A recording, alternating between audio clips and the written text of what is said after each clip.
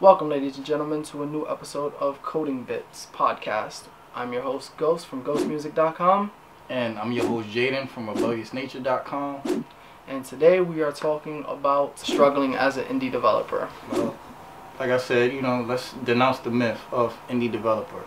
Indie developer could be anything that you're doing independently as far as your business. Whether it's youth programs, whether it's independent developing for flowers, barbershops, whatever you're doing, you're independent. It's you and what you want to do and how you want to do it. Being an indie comes with a lot of responsibilities. Struggle is one of the main things that we're talking about here. As Gary Vee would say, doesn't matter how you start, it just matters how you finish. So struggling as an indie developer, you're going to struggle. There's no way around it. Especially as humans, going to school, doing whatever you have to do, you're going to struggle. And what we have to do is basically the same way that you go when you work out. You have to keep pushing. Further you push, the more progress you get. The more progress you get, the better results you get. Yeah, being an indie is hard, From my own personal experience, I've lost friends, family, thought I was just being antisocial. When you start your own business, and, a lot of people will agree, you lose a lot to gain a lot.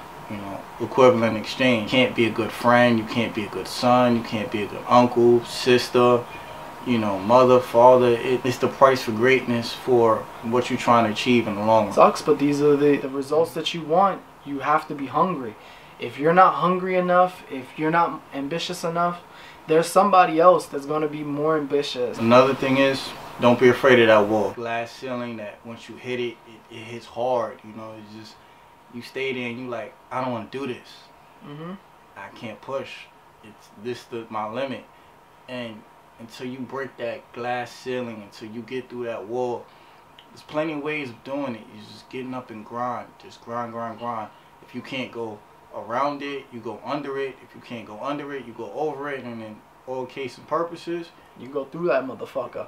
It's going to hurt to go through it, but, if you don't push past that wall, you're always going to be stuck where you at. Balancing friends, time, friendship, and everything else. What? All right, I can do this one. The best way for you to actually balance work and life is you have to set limits. The way that I set personal limits is, since I'm running my own company, I make sure that on the weekends my company's closed. That's the only time that I get to hang out. So Saturday and Sunday are my free time, and then the rest of the week is just me hustling.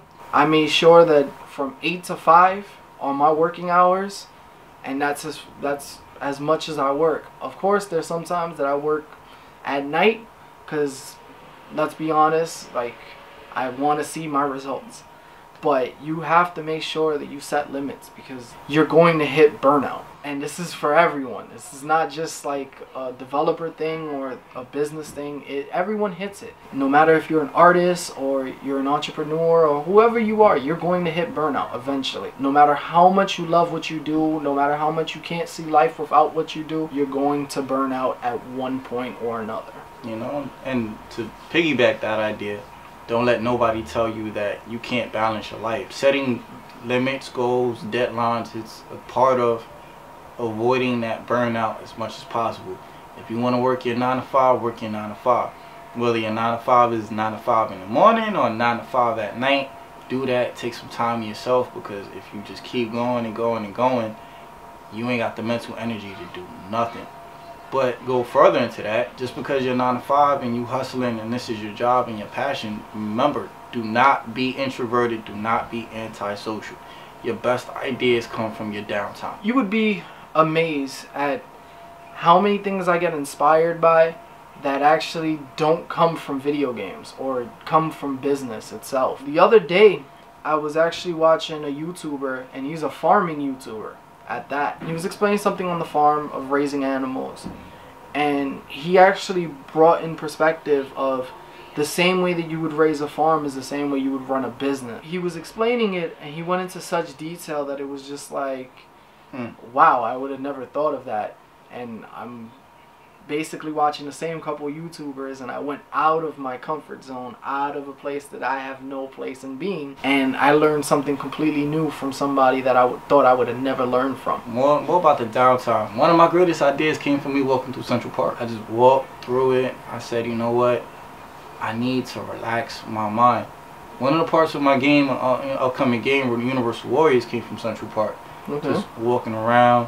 But part of that downtime is looking at life, looking at nature, hanging around friends, because, you know, like I said, no matter what you do, don't forget to be human. You know, don't just be a robot and just work constantly, because you'll start your project and the next thing you know, everybody around you is gone. Yep. Can't replace people. But before we finish, we want to actually hear one word from our sponsor. Like I said, we always talk about supporting small businesses, so got to give a shout out to One Village, One Voice, a small youth basketball program in the Bronx. All the details will be in the description below.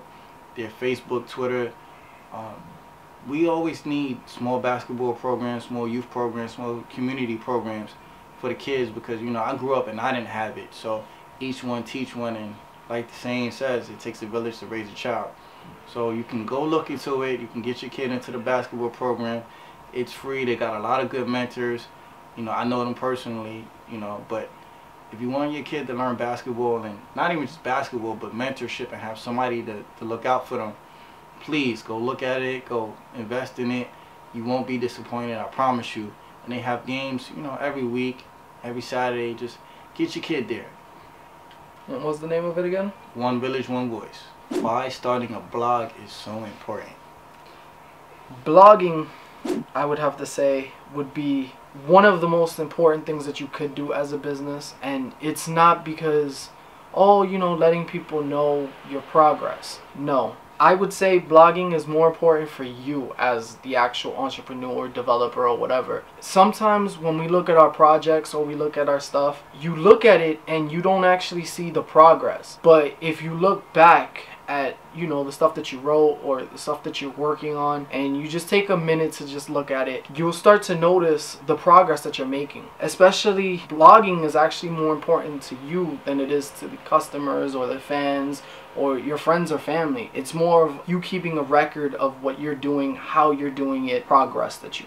Plus, on the flip side, I get to see what the fuck you've been doing. You know what I mean? It's like, oh shit, it was like this, and it's like that, and it's like, wow, he came a long way. I mean, you know, from the customer side of it, it's more or less like, I didn't know that they go through this. See, a lot of people, they hear us as developers or us as entrepreneurs, they see the end product, but they don't see the journey. When you start whatever you're starting, remember the journey is always more important than the start and the finish, because that's where you get your growth. In indie development, you know, for games and stuff, we always look at where we started and say, you know, this sucks. And then we look at the end and we're like, this is great, but we never look at the middle, like the times we couldn't sleep, the times where we went to sleep and woke up because we was thinking about a project, the times where, you know, like most gamers and most developers would say, the F-bomb theory. It's rinse, lather, repeat. And for people who have children, I'm sorry, but that's just how it is. You know, you let off a lot of F-bombs and you finally get it, and then some days you want to throw your laptop out the window. But remember, this is why you write that blog. So when you have that idea, or whenever you feel like you can't get through this journey, or this is the hardest part of your journey, or you hit that wall, like we said earlier, you can go back and find inspiration and say, I got through this then, I can get through this now. And especially, I would say the greatest achievement that you could do, and I would have to go back in time. Let's go back in time. So everyone that's obviously a developer knows about the movie, the indie movie, the indie developer movie, or whatever it's called. I forget. The indie game, the movie. Yeah, I remember it. That's what it was. Okay. Think of it as that. Okay. So you're writing your blog, you're doing everything from there, and it's the same way that you would watch it, as you would watch the movie. You would see exactly where you started from, where usually it's, I have no idea what the hell I'm doing, or what the fuck I'm doing. Pretty much. Start to have a little snowball effect, you get like a little bit of flake. Then at the end of it, you got Super Meat Boy. Yep. You have Super Meat Boy, and you still can't even, you're like, wow, I actually did this, and you look back and you're just like, wow, the little prototype that I had that I really didn't know what I was doing. And I didn't want to show anybody. Now it turned into this full-blown game. And everybody loves it. Yep, everybody loves it. Everybody's been keeping progress on it. They've been reading up with you. They've been following with you on this journey and going the extra distance with you. So it all feels like you're one big family. One person's helping you. You're running and they're behind you, pushing you forward until you can reach that finish line. So, with everything said, I'm Ghost from GhostMusic.com, and I'm Jaiden from Rebellious Nature Games. And peace. Did you enjoy this video? Make sure to hit that like button. To show your support, make sure to hit that subscribe button. I post videos just like this every single week.